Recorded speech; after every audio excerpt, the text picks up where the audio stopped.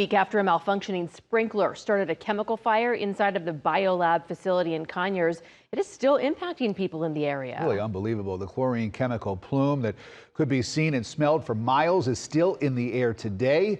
Atlanta News First Sarah Hammond is live in Rockdale County. And Sarah, what have you learned today? So we know that the nightly shelter-in-place order that expired at 7 o'clock this morning.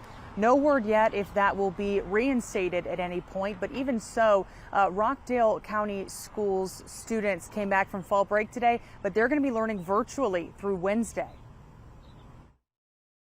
We got some problems going on. 1 week after this chemical plume erupted from the BioLab facility in Conyers, many are still left with questions. Overnight, the thick smoke and smell of chlorine overwhelms parts of the county even days later.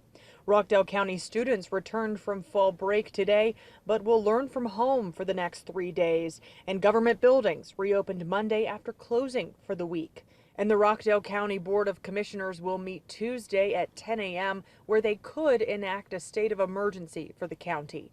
In addition to the Environmental Protection Agency's testing, the U.S. Chemical Safety Board arrived to investigate shortly after the fire broke out. Their chairperson saying, quote, "Tens of thousands of people have been put potentially at risk by this catastrophe." We have a dangerous situation going on. Kenny Johnson is the Rockdale Soil and Water Conservation District State Board Chairman. He says he's reached out to Senators John Ossoff and Raphael Warnock to call for action. We need a federal criminal investigation, and that needs to be shut down. Johnson is one of many now calling for BioLab to close after multiple similar incidents in the past decade and repeated fines from the federal government, mostly for violations related to employees not receiving proper training. I knew that this was going to happen. We have an environmental disaster.